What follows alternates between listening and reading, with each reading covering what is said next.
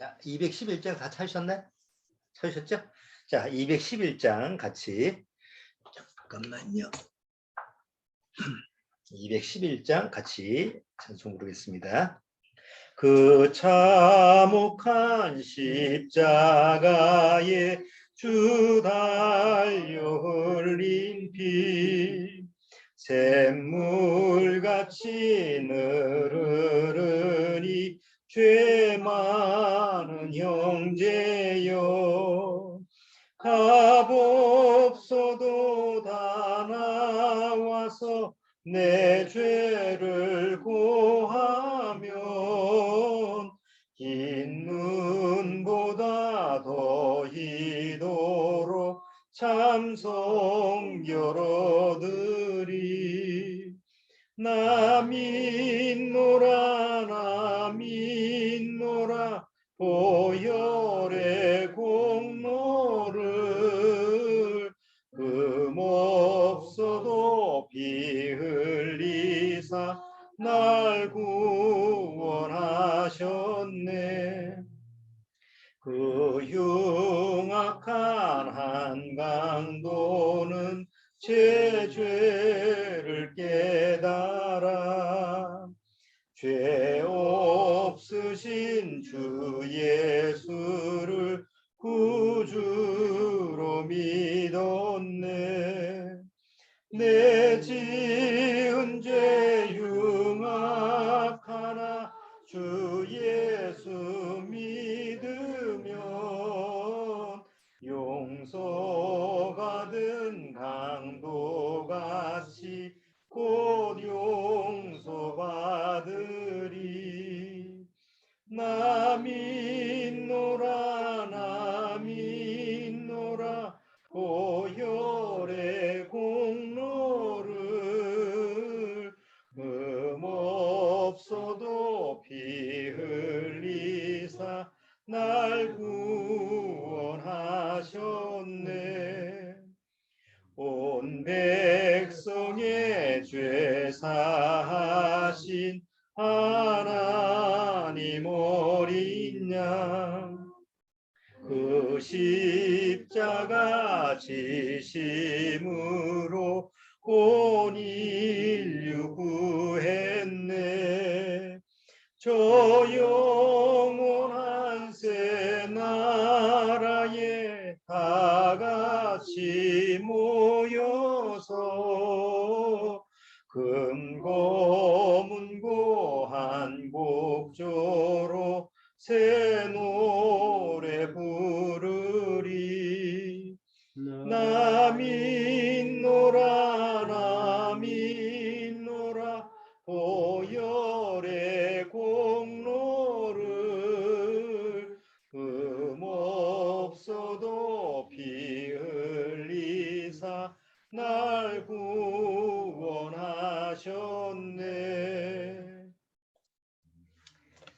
자, 오늘 본문 말씀으로 히브리서 6장 18절.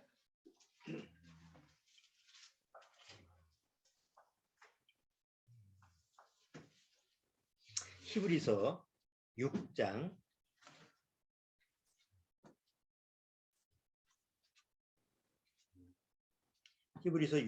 18절.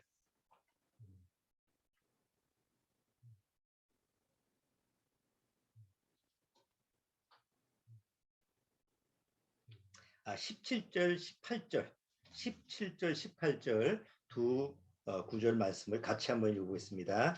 하나님은 약속을 기업으로 받는 자들에게 그 뜻이 변치 아니함을 충분히 나타내시려고 그 일에 맹세로 보증하셨나니 이는 하나님이 거짓말을 하실 수 없는 이 두 가지 변치 못할 사실을 인하여 앞에 있는 소망을 얻으려고 피하여 가는 우리로 큰 안위를 받게 하려 하심이라. 네, 자, 잠깐 기도드리고 시작하도록 하겠습니다. 기도드리겠습니다. 하나님 아버지 감사드립니다. 오늘 또 이렇게 주님의 말씀 앞에 모였습니다. 우리가 이 세상을 살아가면서 이 육이라고 하는 것은 구원받지 않았거나 구원받았거나 정말 하나님 앞에서 멸망할 수밖에 없는 그런 육체라고 하는 것을, 그런 육의 성품이라는 것을 우리는 생활 속에서 늘 깨닫고 살아갑니다. 중요한 것은 구원받고 나서 그 육의 성품을 깨달았을 때 하나님 앞에 돌이키고 회개를 하고 정말 하나님 앞에서 죄라고 하는 것을 시인하는 것이, 그것이 중요한 사실인 줄 압니다. 죄를 안 지려고 노력하거나 죄를 안 지려고 애쓰는 것이 아니라, 비록 죄 가운데 있다 할지라도 그 죄를 하나님 앞에서 늘 자백하는 그런 하나님 앞에 겸손한 자세가 하나님이 옳게 보는 자세인 줄 압니다. 우리가 늘 말씀을 읽고 교제를 나누면서 주님의 은혜를 발견해야 되지만, 그 은혜는 죄가 더한 곳에 은혜가 넘친다고, 죄가 발견될 때마다 그 죄가 더욱 우리 심령에 나를 철저하게 채찍질할 때 은혜가 더욱 커진 줄 압니다. 이 비결을 우리가 잘 배워야만이 이 세상에서 승리하는 그런 삶을 살 수 있는 줄 압니다.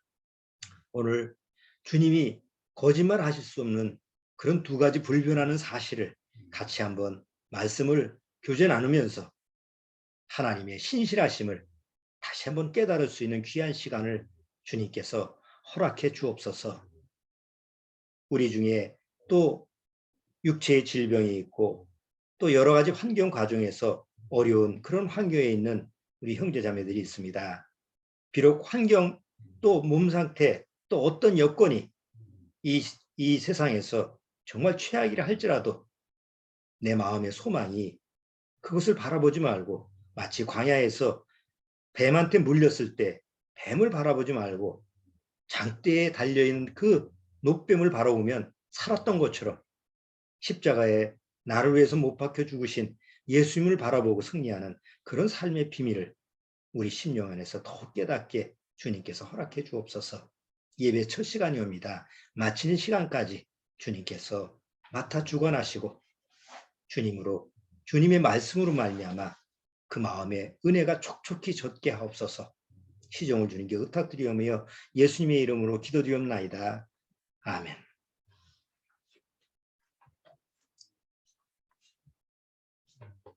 자, 오늘 히브리서 6장의 본문 말씀으로 보면 하나님이 거짓말을 하실 수 없는 두 가지 불변하는 사실, 변하지 못하는 그런 사실이 있다라는 것을 우리가 성경을 통해서 읽어봤습니다. 자, 이것을 우리가 비교하기 위해서는 과연 그럼 그 하나님 앞에서 거짓말을 하실 수 없는 그런 하나님 앞에서 우리는 어떤 존재인가? 과연 우리는 그 하나님의 성품처럼 거짓말을 할 수 없는, 거짓말을 하지 않는 그런 성품을 가지고 있나? 뭐 구원받으면 그렇지 않을까요?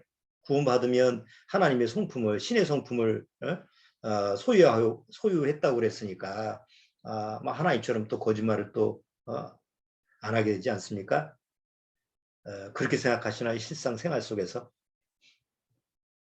아마 구원받지 못했을 때는 그 구원받지 못한 사람들한테 이제 구원받지 못한 일반 크리스찬들, 기독교인들한테 물어보면 그 십계명에 거짓말하지 말라라는 계명이 있잖아요. 그러니까 나 거짓말 안 했어. 그렇게 주장하는 사람이 제법 많아요. 특히 노인분들이. 이게 시골 가서 전도하다 보면 한 계명 한 계명서부터 이렇게 얘기를 하면, 할아버지 할머니 살인하셨어요? 벼락 맞을 소리를 하냐고 막 펄펄 뛰고, 그러면 거짓말은 하셨죠. 살인은 안 했지. 근데 거짓말은 하셨죠. 이제 6계명, 7계명, 살인하지 말라, 간음하지 말라, 도둑질하지 말라, 이렇게 순서가 가잖아요. 그러다가 이제 끝에 가서 거짓말하지 말라가 나가니까 순서대로 살인하셨어요? 이제 마음에서 이제 화는 일어나는데 상담자니까, 목사라고 하니까 화는 못 내고 막 얼굴이 푸르락누르락 해요. 간음하셨어요? 그러면 또 펄펄 뜁니다. 그리고 이제 도둑질하지 말라 이렇게 물어보면 동네 다 돌아다니면서 물어보라고.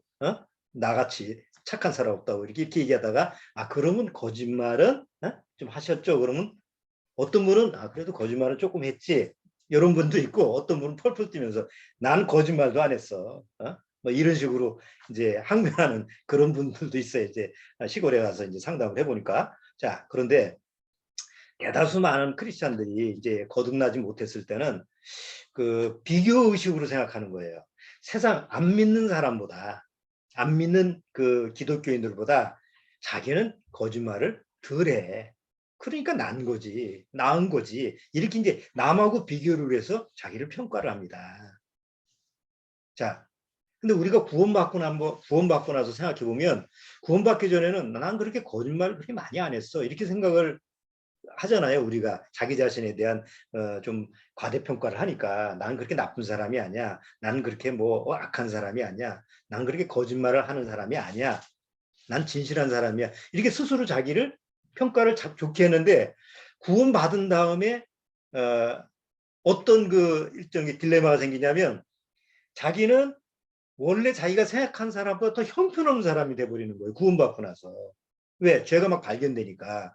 옛날에 나는 이런 사람이 아니었는데 왜 이렇게 거짓말을 많이 하고, 옛날에 나는 이런 사람이 아닌데 왜 성질을 내고, 왜 옛날에 나는 착한 사람이고 다른 사람을 배려하는 사람인데 구원받은 이후에는 왜 더더욱 다른 사람에 대해서 더 이렇게 악한 모습이 나타나지? 그럼 나 구원이 아닌가? 그러니까 이런 그 상대적인 그런 면에서 또 이제 수양회 가면 나 좀 상담 좀 해주세요. 특히 이거는 학생들 층에서 이제 그런 반응이 많이 일어나요. 난 좀 더 구원받고 착한 사람이 될 거라고 생각했는데, 난 구원받고 좀 옛날보다 선한 사람이라고 생각했는데, 구원받았다고 했는데, 지내보니까 더 형편없는 사람이 되는 거예요. 그래서 나 구원이 아닌가 봐. 그래서 또 이제 상담을 요청하는 이런 경우가 있어요. 왜 그러냐? 항상 자기 기준보다 못한 상태를 발견하는 것이 구원받고 나서 우리의 실질적인 모습이에요. 왜? 죄를 더 죄답게 발견하니까. 로마서에 사도 바울이 뭐라고 해요? 죄를 더 죄답게 발견하게 된다고. 죄가 이게 바로 죄였구나라는 것을 더욱 깊이 깨닫는 것이 구원받은 이후의 진짜 삶이에요. 근데 구원받았다고 하면서도 난 구원받고 보니까 나 진짜 선한 사람이 됐어. 나 옛날보다 더 나은 사람이 됐어. 난 더 착한 사람이 됐어. 그런 기준을 누가 원하죠? 세상이 그런 걸 원하는 거예요. 구원받은 사람들 보고 되게 세상에서 뭐라고 그래? 야, 너 구원받았다고 해서 왜 이렇게 형편없냐? 너 구원받았다며. 나한테 뭐 구원받으라고 한다면서 너 삶을 보니까 나보다 더 형편없네? 이런 얘기를 사실은 들어야 돼요. 처음에만. 구원받고 끝까지 들으면 그건 문제가 있어. 그건 변화가 안 된다는 거지. 근데 초기에는 구원받고 아직 다듬어지지 않고 아직 뭐 옛날에는 말도 조심하다가 구원받고 나서는 말도 막 하고 그러잖아요. 행동도 옛날에는 아주 그냥 조신하게 하고 걷는 것도 조신하게 걸었는데 구원받은 다음에는 자유를 누리니까 옛날에 억압된 그런 삶을 살지 않고 뭔가 자유로운 삶을 살다 보니까 조금 방종하는 모습도 사실 있어요. 그런데 그게 지나가다 보면 다듬어지고 그러면서 점점 예수님을 닮아지는 모습으로 가서 이렇게 다듬어져 가는 거지. 근데 이제 다듬어져 가는 것이 어떤 사람은 빨리 한 10년, 20년 걸린 사람이 있고 어떤 사람은 죽을 때까지 안 걸린 사람도 있고 그렇다고 그것이 구원의 문제하고 연결되는 건 아니에요. 정말 구원받았다고 하면. 왜 제가 초두에 이런 얘기를 하면 이런 얘기를 미리 얘기하느냐면 오늘 하나님이 거짓말하실 수 없는 두 가지 불변하는 사실은 우리의 행동이나 우리의 행위나 우리의 성품이나 우리가 어떤 모습을 취하는 거하고 전혀 관계가 없다는 거예요. 그걸 잘못 오해를 하면 그럼 구원받고 마음대로 살아도 되는구나. 이렇게 오해할 수 있는 소지인데 아무리 오해의 소지가 있다 하더라도 하나님의 진리이기 때문에 사실이기 때문에 그것을 사실대로 이렇게 받아들여야 된다는 거예요. 자, 그래서 이제 우선 우리가 알아야 되는 것은 우리는 본성적으로 거짓말할 수밖에 없는 두 가지의 불변하는 사실을 가지고 있어요. 구원받았어도 여전히 육을 가지고 있는 이상 두 가지 불변하는 사실인데 아까 하나님은 거짓말하실 수 없는 두 가지 불변하는 사실이지만 우리는 거짓말할 수밖에 없는 두 가지 불변하는 사실이 있어요. 그걸 분명히 알아야 돼요. 자, 우선 하나는 뭐냐면 우리는 본성적으로 태어날 때서부터 거짓말쟁이에요. 아이고, 깐난아이가 태어나서 무슨 거짓말을 합니까? 말을 못해서 그렇지. 아이가 태어나서 말을 할 수 있는 언어 능력이 아직 습득이 돼서 그렇지 않지 잠재적인 거짓의 본성은 들어가 있는 거예요. 자, 아기를 낳고 아이가 이제 아기를 키우잖아요. 키우면서 아이들이 본성적으로 첫 번째 하는 그 모습이 뭐예요? 거짓말이에요. 아이가 말을 하기 시작하면서. 그건 내가 얘기하는 게 아니라 유아교육 박사가 하는 말이에요. 그건 한번 상식적으로 우리가 한번 생각해 보세요. 보통 정상적인 부모라고 한다면 자기가 낳은 아이가 어떤 말을 하기를 원해요? 진실된 말을 하기를 원하죠. 그 천사 같은 아이 입에서 거짓말 하기를 원하는 부모가 어디 있어요? 아, 천사 같은 말을 하기를 원하고 또 그 아이가 선한 말을 하기를 원하지. 부모가 다 그렇잖아요. 근데 부모가 아이가 말을 하기 시작하면서 놀라기 시작해.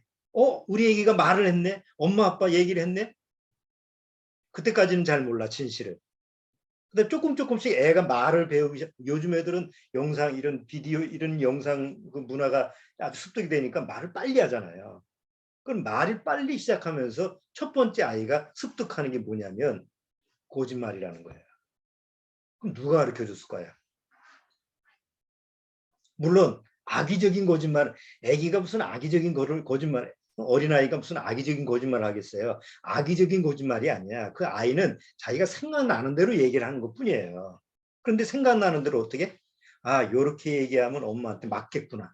이렇게 얘기하면 내가 뭘 얻진 못하겠구나. 아이들도 본능적으로 그걸 하니까 그걸 모면하기 위해서 자기가 뭘 잘못했는데 그걸 모면하기 위해서 거짓말을 했구나.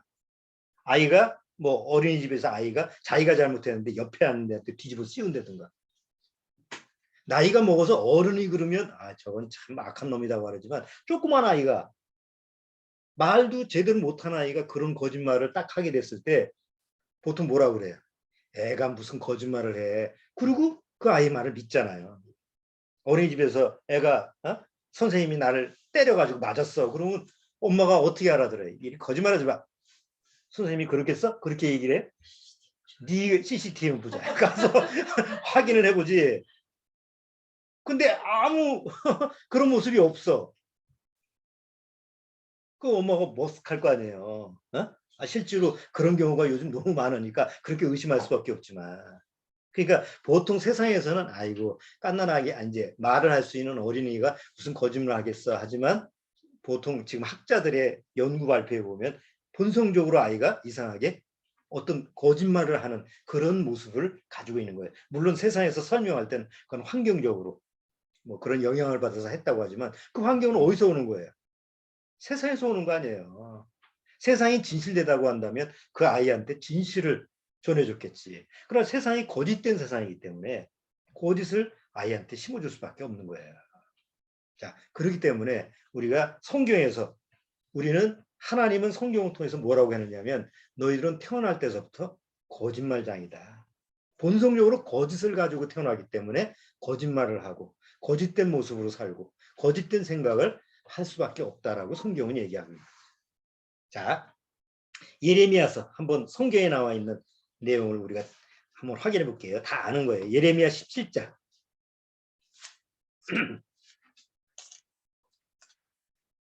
예레미야 17장.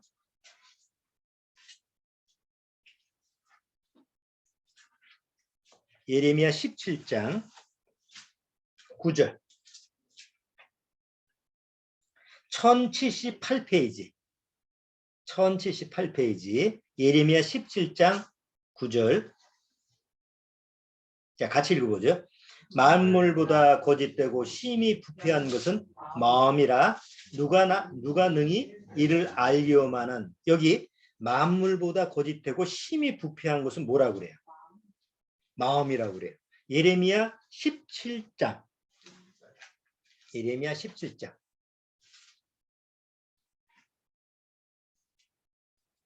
자, 아직 못 찾으셨나요? 예레미야 17장 9절.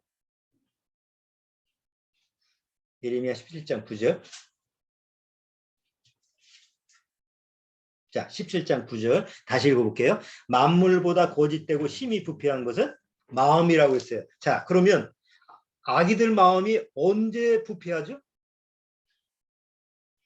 보통 세상에서는 아기들 마음이 언제 부패해? 그렇게 얘기하면 펄펄 뛰죠. 세상 기준으로 해서 이런 천사 같은 애를 갖다가 물론 몰라. 남의 이 마음이 부패했다고 그러면 뭐 그냥 수긍하지만 자기 아기 내 애를 갖다가 마음이 저 깐난하겠는데 아이고 참 너 마음 들여다보니까 굉장히 썩은 냄새가 나는 이렇게 얘기했다가는 정신병자 취급받지.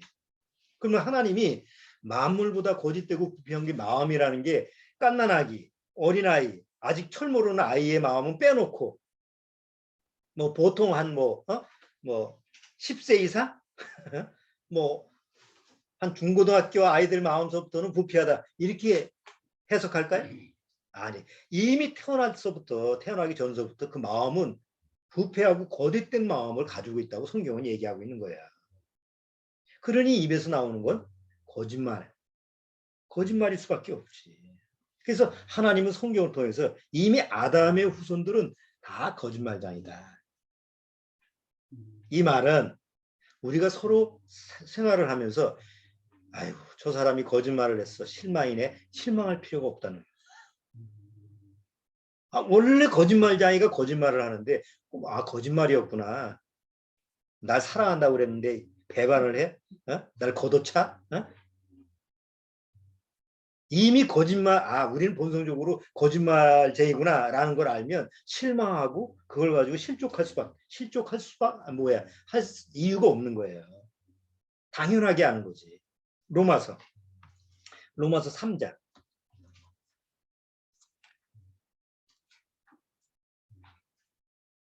로마서 3장 4절.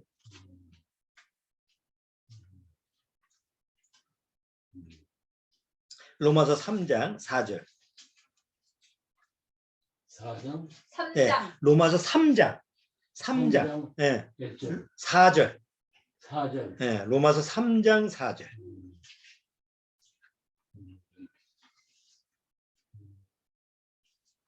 자, 3장 4절. 자, 같이 읽어보죠. 찾으셨어요? 로마서 3장 4절 같이 읽어보겠습니다. 그럴 수 없느니라 사람은 다 거짓되되 오직 하나님은 참되시다 할지어다 기록된 바 주께서 주의 말씀에 의롭다 하심을 얻으시고 판단받으실 때 이기려 하심이라 함과 같으니라. 여기 사람은 뭐라 그랬어요? 나 안 믿는 사람만 거짓되다. 기독교인 말고 타종교인은 거짓되다. 이게 아니에요. 사람은 믿든 안 믿든 구원을 받든 안 받든 다 거짓되다라고 성경은 선언하고 있는 거죠. 근데 항상 나를 제외하는 게 문제예요. 그래 다른 사람은 다 거짓되되 나는 그래도 남하고 달라. 그러니까 거기서부터 이제 문제가 생기는 거예요. 요새 이제 대통령 선거가 앞서니까 이제 정치인들 그 대통령 후보들이 나와서 뭐 얘기하면 또 상대방은 거짓말이다. 나중에 진저리가나 뽑긴 뽑아야 되는데 사실 50보 100보고 다 똑같잖아요. 거짓말하는 건 다 똑같아. 그럼 누굴 뽑아야 돼? 거짓말을 덜 하는 사람? 아니에요. 똑같은 거짓말장이라고 한다면 세상적으로 얘기하면 정치인은 그 거짓말을 제일 잘 숨기는 사람. 그러면 허경영이야. 근데 모든 사람이 저 사람은 뻥쟁이구나라는 걸 너무 잘 알아. 어떤 세상 기준에서는 없으니까. 근데 하나님 앞에서 우리가 모든 사람이 거짓되구나라는 거를 마음에서 알면 상처를 좀 덜 받아.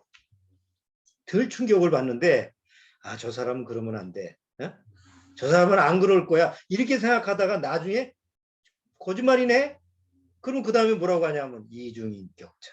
그러면 이제 그때서부터 이제 심각해지는 거예요. 그러니까 서로 인간관계도 그렇고 부부관계도 그렇고 형제간의 관계도 똑같은 거예요.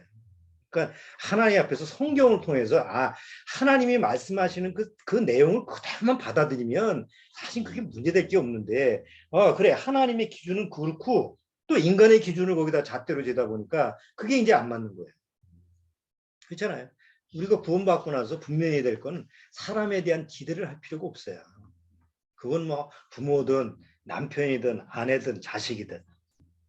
그건 하나님의 말씀에 사람은 다 뭐라고요? 사람은 거짓되다 이게 아니고 사람은 다라는 말. 이 다라는 말이 가장 초점을 맞춰요. 사람은 다 거짓대. 아유, 목사님은 설마. 그러니까 거기서부터 문제가 생기는 거예요. 왜 거기다 목사를 빼나? 아, 저 장로님은, 뭐 집사님은. 그러면서 나중에 이제 이판사판 되고 싸우고 뭐 그것 때문에 또 난리를 치고 그러잖아요. 뭐 대다수 교회가 다 그렇잖아. 그러니까 처음서부터 누구의 잘못이냐가 문제가 아니라 일단 하나님의 말씀을 기준으로 하지 않기 때문에 거기서부터 문제가 생기는 거야. 자, 그런데 거기다가 사람은 거짓말장이다. 거짓될 수밖에 없다라는 첫 번째 불변하는 사실이 태어날 때서부터 거짓말장인데 두 번째 불변하는 사실이 뭐냐면 거짓말장애도 약속은 해야 되잖아. 결혼하려면 사랑한다고 약속을 해야 되고 내가 널 지켜줄게. 자식을 낳으면 내가 널 지켜줄게. 이런 약속을 해야 되잖아요. 그런데 문제는 그 약속을 지킬 수 있는 능력이 있다 없다. 없다는 데 문제가 있는 거예요. 아, 당신 내가 책임질게. 약속을 했어. 근데 약속을 지키려면 죽지 말아야 되잖아. 죽으면 어떻게 지켜줄 거야?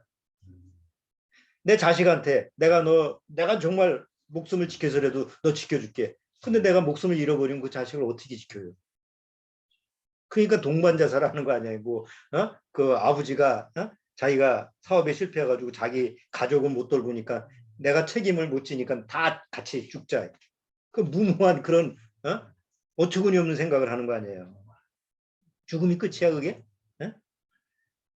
자, 정말 우리는 약속을 해도 약속을 지킬 수 있는 게 약속을 내가 사실 마음속에서 진실로 했어.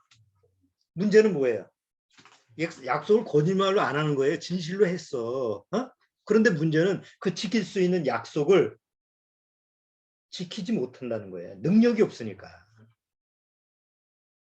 내가 몇 시까지 갈게. 근데 가던 버스가 고장이 났어. 그럼 전화를 뭐라고 그래? 야, 난 약속을 지키려고 했는데 난 최선을 다했어. 그래서 그때 이제 얘기를 하는 거예요. 난 최선을 다했어. 근데 차가 고장이 났어.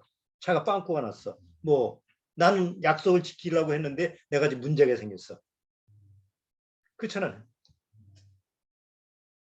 요번 주에 한 2년 동안 동창회를 못했는데 초등학교 동창회를 못했는데 전화가 와가지고 목사님이 좀 얼굴 좀 보여줘야 된다고 2년 동안 얼굴을 못 봐서 보고 싶다고 해서 난리를 쳐서 그래 이번에는 내가 꼭 갈게. 내가 무슨 일 있어도 하늘이 두 척이 나도 내가 꼭 갈게. 너 목사니까 너 어기지만 안 돼. 그래서 약속을 했어요. 그래서 다음 주 토요일인데 근데 엄니가 넘어져서 엉덩이가 부러졌잖아. 그 이제 항상 지금 대기하는 상태에서 이것도 간다고 할 수도 없고 그래서 전화를 해서 다시 야 미안하다. 엄니가 엉덩이가 부러져가지고 지금 병원에서 누워서 있는데 내가 대기 상태예요. 그러니까 뭐 어떻게 간다가 만다 할 수 없는데 못 갈 것 같다 했더니 이제 어머니가 다쳤다고 그러니까 이제 아이고 걱정하지 마라. 다음에 보면 되지 해서 이제 넘어갔어요. 목사는 목숨 걸고 지켜야 돼. 적어도 말을 하면. 그렇지만 그 약속조차도 지킬 수가 없어. 뭐 그게 뭐 큰 대단한 약속은 아니더라도 적어도 목사라고 하면 그 약속을 지킬 수 있는 신뢰성은 있어야 되잖아요. 근데 그게 안 된다고 세상에서. 그렇다고 뭐 약속 안 할 수도 없고. 자, 우리는 그런데 그러면 하나님도 그럴 거냐 이거죠. 그래서 오늘 히브리서 6장에 얘기하는 거예요. 하나님은 거짓말을 하실 수 없는 두 가지 불변하는 사실이 있다. 우선 첫 번째는 하나님은 거짓말 할 수 없어 본성적으로. 왜? 하나님이 거짓말을 하면 우리가 믿는 모든 것이 거짓말이 돼요. 그렇잖아요. 자, 우리가 받은 구원 이것도 거짓말이 될 수 있어. 우리가 아는 영생, 영원히 사는 거 이것도 거짓말이 될 수 있지. 천국 가봤어? 뭐 세상 사람 얘기하는데 우리는 안 가봤어도 믿잖아요. 지옥? 안 가도 믿어. 그런데 만약에 하나님이 한 번이라도 거짓말을 하시면 그 천국과 지옥도 자동적으로 거짓말이 될 수 있는 거예요. 그래서 하나님은 성품적으로 본성적으로 거짓말을 할 수가 없어요. 그래서 하나님이 약속을 하면 어떻게 해야 돼요? 반드시 지켜야 돼요. 자, 성경이 구약, 신약이라고 그러죠. 구약. 뒤에 약속이 무슨 한자야? 약속. 약속. 약속할 때. 예?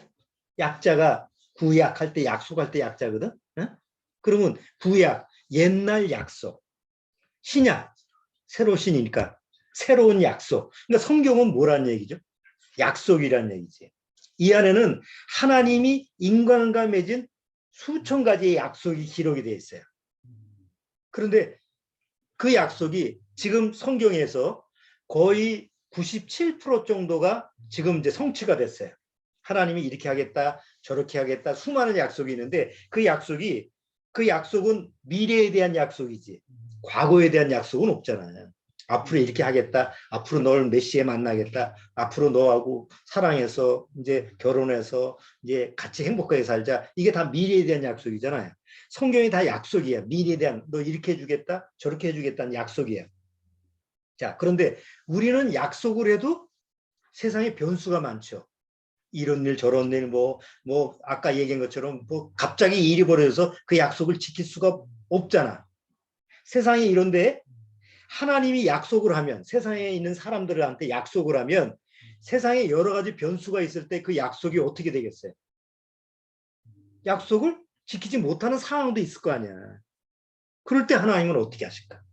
우리처럼 무능력하면 우리처럼 약속을 지킬 수 있는 능력이 없으면 하나님도 거짓말을 할 수밖에 없잖아. 근데 하나님은 거짓말을 할 수가 없는 성품이기 때문에 그런 일이 생기지가 않는다는 거죠.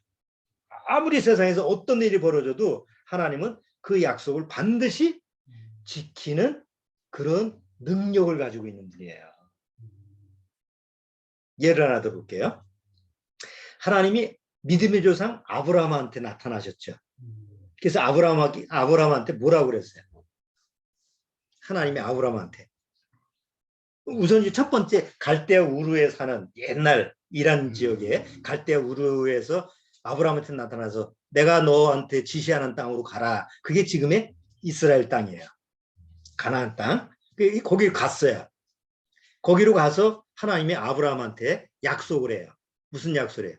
내가 너한테 복을 주고 내 자손한테도 복을 주겠다. 아브라함한테만 복을 주겠다는 게 아니에요. 내 자손한테까지 자손 대대로 복을 주겠다라는 약속을 했어요. 자, 약속을 했으면 누가 있어야 돼요? 자손 대대로 복을 주겠다고 약속했으니까 자손이 있어야 되죠. 그런데 나이가 80이 되는데 하나님이 나타날 때가 80대인데 자식이 없어요. 그래서 아브라함이 하나님한테 그래요. 지금 80이 늙었는데 어떻게 내가 자식을 바라겠습니까? 내 밑에 이 종 다메섹 엘리에서 아주 충성스러운 종인데 얘한테 이제 상속권을 이렇게 줄게요. 그러니까 아니다. 내 몸에서 날짜가 있을 거다. 그리고 약속을 했어요. 근데 90이 돼도 안 와요. 그러니까 옆에 있는 사라가 안 되겠다 싶어가지고 안 되겠어. 하나님이 잠깐 잊어버리셨나 봅니다. 내 종 하갈 줄 테니까 하갈한테 들어가서 자식 하나 늡시다. 보험 하나 들어봅시다. 보험 하나. 하나님이 줄지 안 줄지는 모르지만 혹시 모르니까 보험 하나 듭시다. 그래서 하갈한테 들어가서 누굴 낳아요? 지금의 아람 민족의 조상인 이스라엘의 원수인 이스마엘을 낳습니다. 그렇죠? 이스마엘 지금 현존하는 아람 민족의 조상이잖아요. 자, 그렇게 믿지 못했어. 그 변수가 일어난 거예요. 근데 어쨌든 아브라함의 누구 후손이잖아. 엄마는 달라도 아브라함의 씨잖아. 자, 근데 하나님이 아니다. 네 몸에서 날자. 내가 약속한 거는 너한테 네 후손을 통해서 사라의 몸에서 나야만이 거기서 하나님의 약속이 이루어지니까. 그래서 이제 사라의 몸에서 태어나야 되는데 갑자기 기근이 일어났네. 갑자기 그 가나안 땅에 기근이 일어났어요. 그래서 어디로 가요? 이집트로 갑니다. 이집트에서 가서 보니까 사라가 아주 예쁘게 생긴 거예요. 나이가 먹었어도 그 당시에는 굉장히 난 이해가 아직도 안 되는 얘기인데 하여튼 80, 90이 나이가 들었는데도 아주 그냥 예뻐 보여서 이집트 그 바로 왕이 데려가요. 누이라고 아브라함이 뭐라고 그랬어요? 이 내 아내 보고 그 사라 보고 뭐라고 했어요? 야, 잘못하면 내가 목숨을 잃으니까 내가 너를 누이라고 그럴게. 실제로 누이고 누이라고 그러니까 누이 동생이라고 그럴 테니까 너 그렇게 얘기해. 그래서 누이 동생이라고 그래가지고 잡혀갔네. 잘못하면 바로에 첩이 될 그 당시에는 그 근동 중동 지역에 뭐 왕가라든가 그러니까 남의 여인을 뺐잖아. 예? 그래 그런 문제가 생기게 되겠어요. 그러면 주변 번수가 뭐예요? 하나님은 아브라함한테 축복을 자자손손 축복을 주겠다고 하는데 세상에서 이런 일이 벌어졌으니까 하나님의 약속이 어그러지게 생겼잖아요. 그때 하나님이 애굽의 바로왕한테 나타나서 꿈에 나타나서 야, 저 아브라함의 부인이니까 넌 손끝 하나 건드렸던 넌 죽을 줄 알아. 그래도 바로왕이 놀라가지고 너 왜 날 속였어? 그래가지고 어떻게 하진 못하고 꿈에서 나타났으니까 그 재물을 많이 줘가지고 사라하고 같이 돌려보내죠. 자, 우리는 그렇게 해요 못해요? 내가 사랑하는 사람인데 사랑하는 사람을 뺏겼어. 악당한테. 구하러 가다 내가 죽어. 영화에서나 살려내지. 똑같은 그런 변수가 생겼을 때 하나님은 하나님의 약속을 지키기 위해서 하나님의 능력으로 구하는 거예요. 근데 그런 일이 한 번만 걸린 게 아니에요. 또 조금 지나다가 거의 이제 이삭을 낳아야 될 때가 가까이 왔을 때 또 저 그랄 지역에 블리셋 지역에 가서 아비멜렉이라고 하는 또 그쪽 지역에 가다 아비멜렉이 보니까 여전히 예뻐. 90인데. 그래서 여전히 예뻐서 데려간 거예요. 그러니까 하나님이 그 아비멜렉의 집에 모든 태를 닫아버렸어. 아기를 못 낳게. 그 난리가 났어. 왜 그랬냐 했더니 내가 누이라고 속였다고. 그래가지고 또 결국은 또 재물을 주고 또 보냈네. 그렇게 해서 결국 아브라함 100세 때 사라 나이 90대 이삭을 낳은 거예요. 자식을.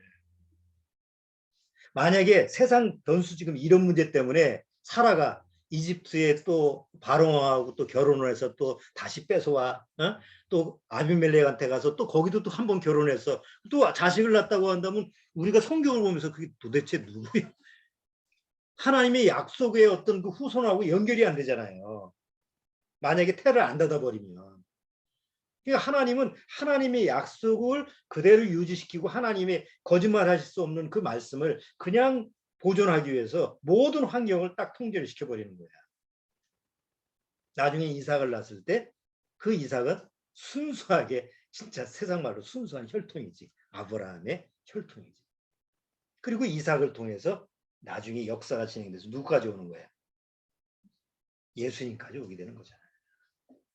그러니까 하나님의 역사가 지금까지 진행되면서 수많은 세상에 변수가 있고 사단의 어떤 그 방해가 있고 이래도 하나님의 역사가 하나님의 약속에는 조금도 변함이 없어요. 변치 않는 그런 하나님의 그런 약속이 그대로 이루어지는 거예요. 그런데 거기다가 하나 딱 첨부하는 게 뭐냐면 내가 약속을 반드시 지킨다. 내가 하나님의 약속을 들어도 아브라함이 100% 믿었어요, 못 믿었어요? 100% 믿었으면 뭐 왜 자기 종한테 상속권을 준다고 그래? 왜 하갈한테 들어가? 그렇잖아요. 여전히 하나님의 약속을 조금 이게 완전히 믿지는 못하잖아요. 자, 그래서 하나님이 그 하나님의 약속을 정말 믿게 하기 위해서 맹세를 하시는 거예요. 근데 우리는 세상에서 약속을 하지만 거기다가 보증으로 뭘 찍어야 돼요? 보증보험을 들어야 되고 보증인을 세워야 되고 또 인감도장을 필요하고 뭐 지장까지 찍고 애들끼리 약속하면 약속하고 손도장 찍고 등사하고 이렇게 등사하고 복사하고 그러고 어기잖아. 그러니까 세상에서 약속은 어기려고 하는 거지 사실은. 근데 하나님은 그 약속을 하고 그 사람들로 하여금 약속을 받은 사람으로 하여금 믿게 하기 위해서 뭘 하셨어요? 맹세를 하신 거예요. 근데 맹세는 보통 세상에서 맹세는 그냥 우리끼리 맹세하지 않죠. 누구를 두고 대상을 두고 맹세를 하죠. 야, 하늘을 두고 맹세. 뭐 나무를 두고 맹세. 뭐 아니면 자기끼리 무슨 물건을 주고받으면서 여기에 맹세. 그러잖아요. 하나님은 뭐에 맹세를 했어요? 하나님보다 높은 대상이었기 때문에 하나님은 하나님 자신을 두고 맹세를 해요. 그러니까 하나님은 하나님의 이름을 걸고 맹세를 했기 때문에 그 약속에 대해서 100% 뭐예요? 지키겠다라고 하는 확증을 하신 거예요. 이 두 가지 불변하는 사실이 있기 때문에 하나님이 나한테 구원을 약속하셨다면, 영생을 약속하셨다면, 죄사함을 약속하셨다면, 영원한 참 천국을 약속하셨다면 그거는 절대적인 뭐예요? 불변하는 사실이다. 아, 나 구원받고 나서 여전히 내 행위를 보니까 너무 형편없는데요. 구원받고 나서도 그냥 입에서 나오는 게 거짓말밖에 없고, 뭐 옛날 뭐 크리스찬들 뭐 보면 그냥 전도도 잘하고 뭐 막 거짓말 안 하려고 애를 쓰고 그러는데 나는 어떤 면에서는 더 구원받았다고 하면서도 거짓말도 그냥 수술 나오고, 뭐 다른 사람한테 옛날에는 구원받기 전에는 안 싸우려고 했었는데 이제는 그냥 성질만 나면 싸우려고 그러고, 이런 성품이 이러는데도 그럼에도 불구하고 하나님이 나한테 약속을 했으면 뭐예요? 하나님이 이름을 걸고 맹세를 했기 때문에 변함이 없다는 거예요. 그러면 너무 뻔뻔스럽지 않습니까? 그래서 아까 찬송가에 뭐라고 했어요? 부끄럽지 말아야. 구원은 취소 안 되니까 마음대로 살아도 된다는 게 아니고 하나님 앞에서 하나님 낯을 어떻게 볼 거냐고. 차라리 지옥 가면 안 보면 그만이잖아. 세상 말로. 미워. 안 보면 그만이잖아. 근데 구원받고 나서 100% 어디 가요? 천국 가서 하나님을 만나야 돼. 그럼 하나님 낯을 어떻게 볼 거냐고. 아무리 철면피래도. 맨날 고개 못 들고 그렇게 도망다니면서 천국에서 살 건가? 그래서 구원받고 나서 천국 갈 생각을 해야 돼요. 적어도 구원받고 나서 마음대로 세상에서 사는 게 그게 다가 아니고, 내가 하나님의 말씀에 의해서 절제하고 내가 하나님의 말씀에 의해서 그리스도 안에서 내가 정말 주님을 쫓아서 살고 이런 모습으로 살다가 어느 날 주님 앞에 떳떳이 나가는 게 낫지. 구원만 덜렁 받았다고 하고 하나님이 약속하고 하나님이 약속으로 하고 맹세로 보증을 했으니까 난 됐어. 그리고 세상에서 아무렇지 않고 살다가 천국 가면 더 마음속에서 더 안 좋을 거 아니냐. 구원받고 천국만 간다 이런 생각 말고. 그러니까 생각을 좀 바꿔야 돼요.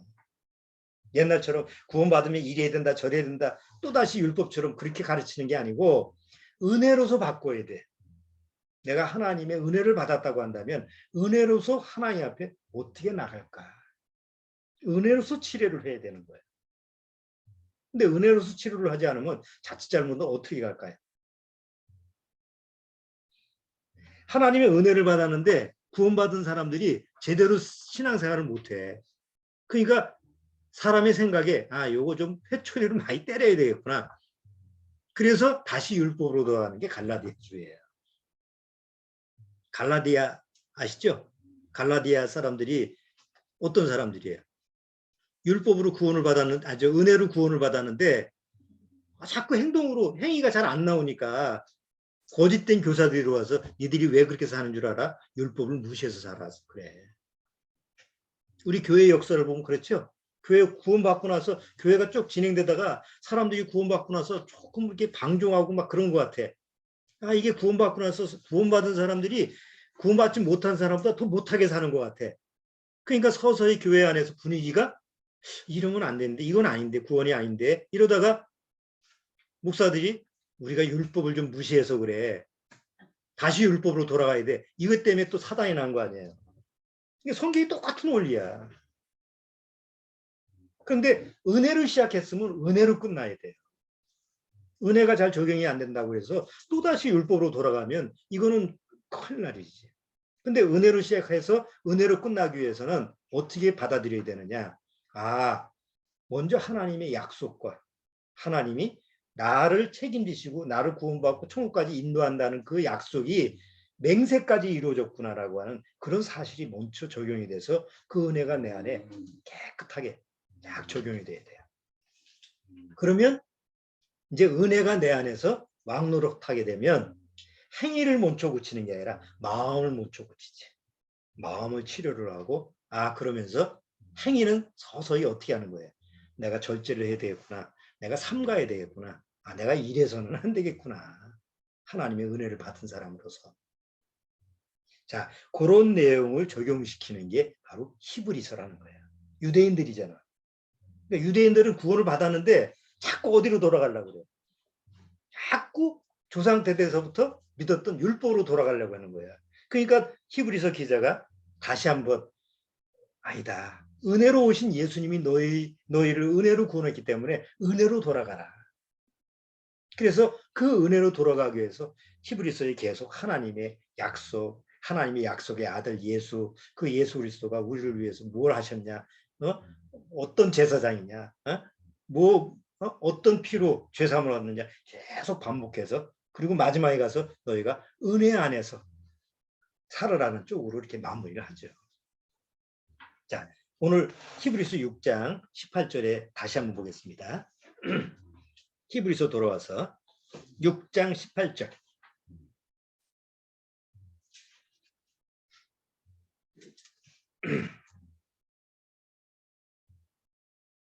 자, 히브리서 6장 13절부터 읽어볼게요. 히브리서 6장 13절. 하나님이 아브라함에게 약속하실 때에 가르쳐 맹세한 자가 자기보다 더 큰 이가 없으므로 자기를 가르쳐 맹세하여 가라스 때 내가 반드시 너를 복주고 복주며 너를 번성케 하고 번성케 하리라 하셨더니 저가 이같이 오래 참아 약속을 받았느니라. 사람들은 자기보다 더 큰 자를 가르쳐 맹세하나니 맹세는 저희 모든 다투는 일의 최후 확정이니라. 하나님은 약속을 기업으로 받는 자들에게 그 뜻이 변치 아니함을 충분히 나타내시려고 그 일에 맹세로 보증하셨나니 이는 하나님이 거짓말을 하실 수 없는 이 두 가지 변치 못할 사실을 인하여 앞에 있는 소망을 얻으려고 피하여 가는 우리로 큰 안위를 받게 하려 하심이라. 앞에 있는 소망을 향해서 내가 나아가는데 수많은 의심과 불신과 또 여러 가지 실족할 수 있는 그런 파도가 막 밀려오는 거예요. 그때 우리를 붙잡아주는 게 뭐예요? 하나님의 두 가지 불변한 사실. 하나님은 거짓말을 하실 수 없는 두 가지 불변하는 사실. 약속과 맹세가 있기 때문에 바로 나는 큰 그 소망을 향해서 나아갈 수 있다는 거죠. 자, 시편 110편. 시편 110편 보고 마칠게요.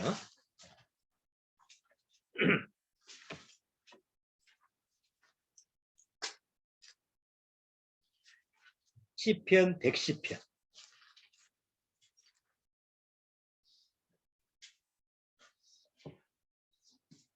자, 4절. 시편 110편. 시편 110편. 110편. 시편 110편.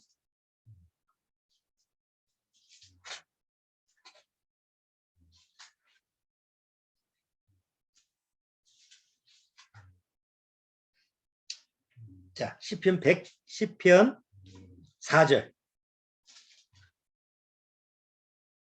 자, 시편 110편 4절 같이 한번 읽어보죠. 여호와는 맹세하고 변치 아니하시리라. 이르시기를 너는 멜기세덱의 반차를 쫓아 영원한 제사장이라 하셨도다. 여기 110편에 여기 멜기세덱이 나오죠. 이걸 구약시대에는 도대체 누군지를 모르는 거예요. 근데 히브리서 보면 그 멜기세덱이 반차를 쫓은 분이 누구냐? 예수님이다라고 정확히 나오죠. 히브리서에서 이 시편 110편을 인용하면서 바로 그분이 그 약속이 누구냐? 맹세로 약속하신 분이 누구냐? 바로 예수님이다. 라고 또 거기서 풀어주는 거예요. 자, 그렇기 때문에 우리가 구원받고 나서 이제 소망이 이 세상에 사는 낙은 하나밖에 없어. 잘 먹고 잘 사는 게 아니야. 잘 먹어봐야 속만 고북해. 예? 세상에서 우리가 구원받고 유일한 낙은 바로 예수님이 이 세상에 이제 공중재림하셔서 우리를 데려가시는 거예요. 때가 점점 가까이 오는 것 같아. 뉴스 보셨죠? 코로나가 잠잠할 것 같으니까 또 새로운 게 나와가지고 뭐 무슨 또 4개들 또 요번에는 무슨 또 변이 또 바이러스가 나와서 세상을 또 긴장시키고 뭐 끝이질 않아. 어머니 다쳐가지고 병원에 갔는데 이건 병문안도 못 가. 마음대로. 병원을 가려면 보건소 가서 코로나 검사해야지. 또 병원 가서 또 검사해야지. 예? 이 간단한 일이 아니에요. 그러니까 이 세상이라는 게 정말 점점 주님이 오실 때를 대비하고 이제 가고 있구나라는 것을 지금 우리가 염두에 두고 있어야 돼요. 그러니까 항상 뭘 기억하고 있어야 돼요. 하나님은 나에 대해서 거짓말 하실 수 없는 두 가지 변치 못할 사실, 약속과 맹세가 내 안에 기록되어 있다는 거. 신비에 기록되어 있다는 거. 머리에 기록되어 있으면 안 돼요. 마음에 기록되어 있다는 거. 내가 너를 복주고 복주겠다. 아브라함한테 한 그 약속이 바로 나한테도 이루어지는데 그 약속이 누구를 통해서 이루어진 거야? 십자가에서 내 죄를 대신해서 죽으신 예수님을 통해서만이 그 약속이 이루어진 거예요. 그것을 절대 잊어버리면 안 돼요. 그러면 그 은혜가 나를 이 세상에서 승리를 하게 해주는 거예요. 만약에 은혜가 없으면, 은혜가 아니면 절대 세상에서 승리할 수 없어요. 율법이 그래서 안 되는 거예요.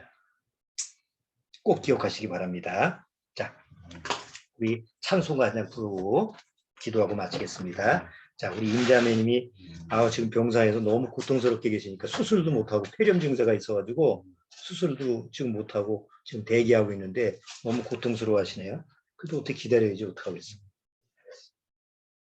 자, 우리 임자매님 좋아하는 82장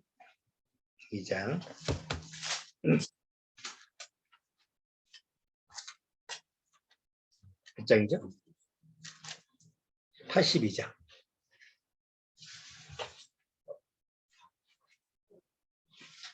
진짜. 82장.